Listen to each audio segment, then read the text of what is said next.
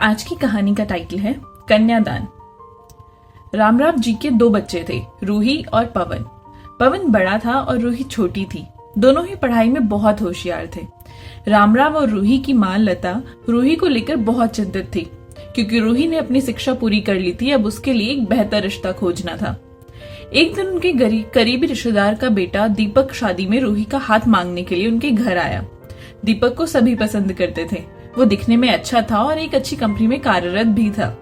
दीपक के परिवार को भी रूही पसंद थी। फिर इन सब के बाद शादी की तारीख तय हो गई और पवन के भैया और रामराव शादी की सारी तैयारियां कर रहे थे। क्योंकि शादी नजदीक थी, सारी तैयारियां हो गई। शादी का दिन भी आ गया। पवन रूही का हाथ पकड़कर मंडप में ले आया। रूही सुंदर गुड़िया सी दिख रही थी। सुंदर नाक, आंखें, रंग गोरा, लंबी लंबी चोटी। रूही देखने में बेहद खूबसूरत थी। पवन रूही को मंडप में ले आया और पंडित ने रूही को कन्यादान के लिए हाथ आगे करने को कहा और उसके हाथ कांपने लगे। जिस पिता ने इस हाथ को पकड़कर दुनिया में चलना सिखाया, वही आज उसका हाथ किसी और पुरुष के हाथ में देने जा रहा था। अपनी उस बेटी के बिना अपना बाकी का जीवन बिताना, ये विचार ही उनके लिए काफी कष्टदायक था। पिता ने उसका हाथ पकड़ लिया और उसके होने वाले पति के नीचे से उसका हाथ को सहारा दिया। कन्यादान की रस्म शुरू हुई। हाथों से पानी की एक एक बूंद गिरने के साथ पिता की आंखों से भी बूंद बूंद आंसू गिर रहे थे। अपने कलेजे का टुकड़ा दान करते समय क्या अवस्था होती है, तब वो रामराव जी ने जाना।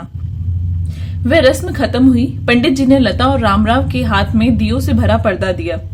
उनके सामने बेटी और उसका पूरा ससुराल परिवार बैठाया और पंडित जी ने कहा, आज से आपकी बेटी उनकी हो गई।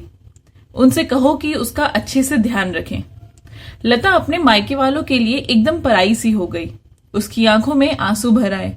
रूही को 2 दिन की ट्रिप पर भी भेजना मां के लिए कितना मुश्किल होता था, और अब उसको हमेशा के लिए दूसरे के घर भेज दिया जाए और उसके अपने ही घर का मेहमान बना दिया जाए, ये बात अब मां को समझ आ रही थी। उस रस्म के बाद दूल्हा गेट पर आ गया। पंडित जी ने आवाज दी, लड़की के मामा लड़की को लेकर आओ। उस मामा का हाथ पकड़ के वह उस अंदर पाट पर जा रही थी।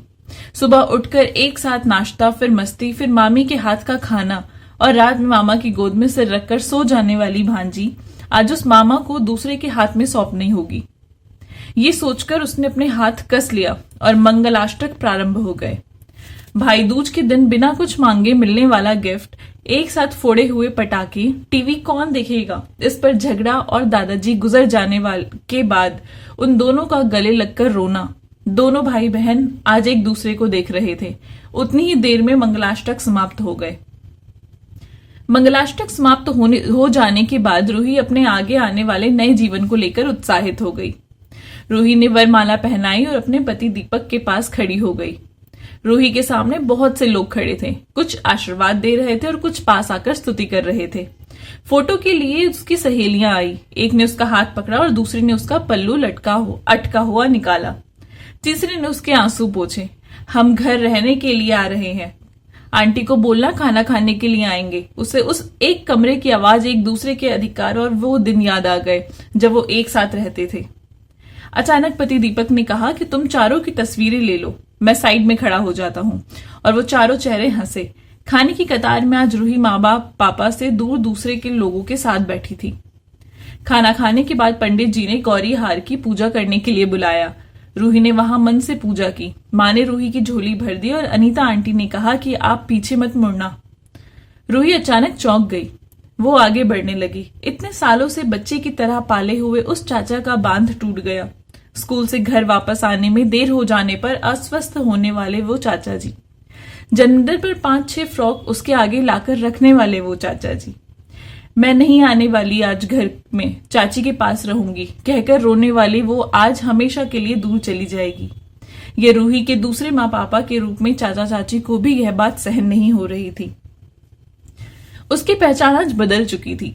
हाथों की वो हरी चूड़ियां, पांव में बिछिया और गले में मंगलसूत्र नए जीवन की राह दिखा रहे थे।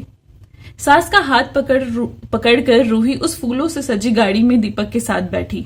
उस गाड़ी में खुशी थी और उस गाड़ी के बाहर खड़े सभी लोगों की आंखों में आंसू उसे अलविदा कह रहे थे। रूही बोली, मम्मी पापा मैं आती हूं।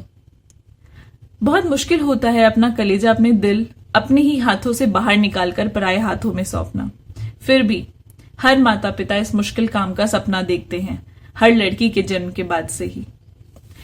आई होप आपको ये कहानी पसंद आई होगी। अगर अच्छी लगी है तो चैनल को प्लीज सब्सक्राइब कर दीजिए, लाइक कर दीजिए और अपने प्यारे से कमेंट नीचे ड्रॉप कर दीजिए। मिलूंगी आपसे नई कहानी के साथ, तब तक के लिए बाय बाय।